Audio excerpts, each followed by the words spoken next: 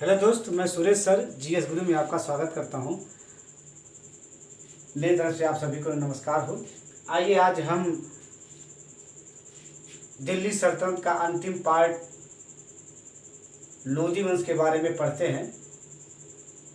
देखा जाए कि लोधी वंश का संस्थापक बहलोल लोधी रहता है, यानी लोधी वंश का संस्थापक बहलोल लोधी है। और इस बहलोल लोधी ने अपने ही नाम का एक सिक्का चढ़वाया था। बहलोल लोधी जो था अपने ही नाम का एक सिक्का चढ़वाया जो अकबर के समय तक चलता रहा।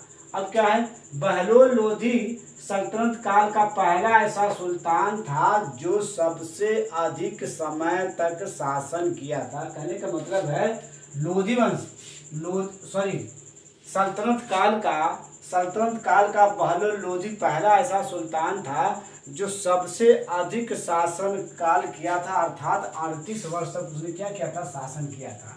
अब आता है 1504 में सिकंदर लोधी ने, अब बहलोल लोधी के बाद सिकंदर लोधी गद्दी पर बैठता है और वह क्या करता है, सबसे पहले वो क्या करता है, आगरा नगर की स्थापना करता है और 1506 ईस्वी में आगरा को क्या करता है, दिल्ली के स्थान पर आगरा को अपनी राजधानी बनाता है। अब सिकंदर लोधी क्या करता है, खेत की माप के लिए उसने यानी सिकंदर लोधी ने खेत की माप के लिए एक पैमाना तैयार करता है। उस पैमाने का नाम रहता है गजे सिकंदरी नाम रहता है।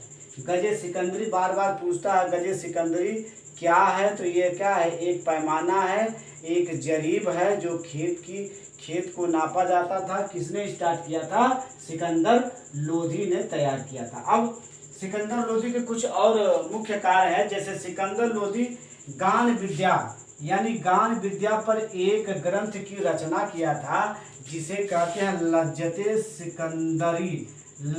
ए सिकंदरी नामक एक ग्रंथ की रचना किया जिसका नाम है गान विद्या। गान विद्या से संबंधित उसने एक ग्रंथ की रचना किया जिसका नाम है लज्जते सिकंदरी। अब है सिकंदर लोधी ने एक आयुर्वेदिक ग्रंथ का फारसी में अनुवाद करवाया था। सिकंदर लोधी जो था एक फारसी ग्रंथ था जिसे क्या आयुर्वेदिक ग्रंथ था, उसने क्या किया, फारसी में अनुवाद किया, तो उसका नाम रखा था फरहंगे सिकंदरी नाम रखा था। अगला मैटर है कि सिकंदर लोधी की मृत्यु कैसे होती। सिकंदर लोधी की मृत्यु जो है गले की बीमारी के द्वारा हुई थी। सिकंदर लोधी की मृत्यु कैसे हुई थी, तो गले के बीमारी के द्वारा उसकी मृत्यु हुई थी। अब आता है इब्राहिम लोधी। सिकंदर लोधी के बाद दिल्ली सल्तनत पे बैठता था, आगरा पे एक अगला शासक बैठता है जिसका वो दिल्ली सल्तनत का अर्थात लोधी वंश का अंतिम शासक होता है और वह क्या करता है, जिसका नाम रहता है इब्राहिम लोधी। इब्राहिम लोधी और बाबर के बीच पानीपत का प्रथम 1526 ईस्वी में होता है, जिसे बाबर क्या करता है, जिसे पानीपत के युद्ध में इब्राहिम लोधी को पराजित करता है और वहीं पे क्या करता है, उसे मार डालता है। और कहा जाता है सल्तनत काल में अर्थात सुल्तानों में तथा बादशाहों में यही एक अंतिम पहला शासक था जो रणभूमि में ही इसकी मृत्यु हुई थी। ये क्या क्वेश्चन पूछा गया है, वह कौन सा शासक था जो रणभूमि में या युद्ध भूमि में उसकी मृत्यु हो गई, तो इब्राहिम लोधी की मृत्यु हो गई। अब इब्राहिम लोधी की जब मृत्यु हो जाती है दोस्त, तो क्या होता है कि दिल्ली सल्तनत यहीं से समाप्त हो जाता है, अर्थात लोधी वंश समाप्त हो जाता है और एक नए राजवंश की स्थापना होती है जिसका नाम है मुगल वंश। तो मुगल वंश की स्थापना बाबर ने किया था इब्राहिम लोधी को परास्त करके। अब है दिल्ली सल्तनत से संबंधित कुछ शब्दावलियां हैं, जैसे हैं दीवाने रसालत। दीवाने रसालत का नाम था विदेश विभाग। दीवाने रसालत जो हुआ करता था उसे विदेश विभाग कहा जाता था। और दीवाने इंसा नाम का एक विभाग था जिसे पत्र व्यवहार विभाग कहा जाता था। और वरीद ए मुमालिक गुप्तचर विभाग था। और एक कुछ उस समय कर लिया जाते थे, मुख्य कर था, जैसे उस्र कर यह मुसलमानों से लिया जाने वाला भूमि कर था।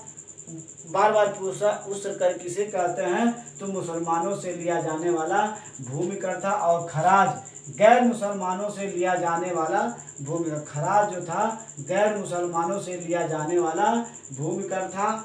और उसी समय खुम्स एक कर होता था। तो खुम्स क्या होता, लूट का धन होता था, लूट का धन होता था। जो व्यक्ति लूट कर ले आता था वह क्या किया जाता था, खजाने कुछ अपने पास रख लेता था, कुछ खजाने में जमा कर लेता। जकात एक धार्मिक कर था, जकात एक धार्मिक कर था जिसे मुसलमानों से केवल लिया जाता था। और जजिया कर ये भी एक धार्मिक कर था जो क्या गैर मुसलमानों से लिया जाने वाला कर था।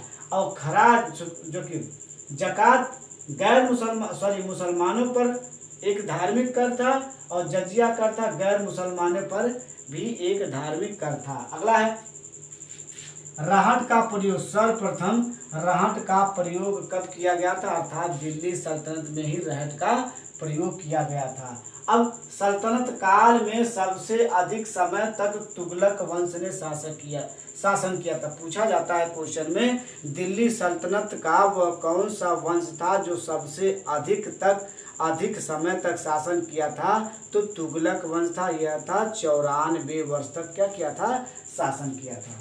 अगला है सबसे कम समय तक 30 वर्ष तक शासन खिलजी वंशों ने किया था। सबसे कम समय तक किस वंश ने शासन किया था, तो खिलजी वंशों ने किया था। अगला है अलाउद्दीन अहमद शाह, ये सैयद वंश का अंतिम शासक था। अलाउद्दीन अहमद शाह यह दिल्ली सल्तनत का ऐसा सुल्तान था जो केवल मात्र 6 माह तक क्या किया था, सुल्तान था, अर्थात शासक था। अगला है इक्तादारी प्रथा और तुर्के चिहलगानी की स्थापना। इक्तादारी प्रथा किसने आरंभ की थी, तो इल्तुतमिश ने आरंभ की। तुर्काने चिहलगानी 40 तुर्क गुलाम सरदारों का एक गुट था जिसे कहा गया तुर्काने चिहलगानी, जिसकी स्थापना इल्तुतमिश ने की थी। इन तुर्काने चिहलगानी का प्रशासन में बहुत बड़ा रोल था और बहुत बड़ा इन्होंने काम भी करते थे, प्रशासन में बहुत इनका रोल था, इल्तुतमिश ने किया था। अब आखिरी प्रश्न है, इल्तुतमिश द्वारा क्या किया गया, चांदी का टंका चलाया गया और तांबे का जीतल सिक्का चलाया गया। इल्तुतमिश द्वारा चांदी का टंका और तांबे का जीतल का सिक्का चलाया गया था। ये अंतिम लाइन है और यही तक आपको आज बताएंगे। और यहाँ से दिल्ली सल्तनत मित्र समाप्त हो गया है। अगला टॉपिक हम मुगल वंश के बारे में पढ़ाएंगे और इसे आप देखते रहिए। देखते आप अपने दोस्तों को, अपने मित्रों को शेयर करिए। और मेरे चैनल को, मेरा चैनल नहीं, ये आपका चैनल है, अपने चैनल को सब्सक्राइब करिए और शेयर करिए। धन्यवाद।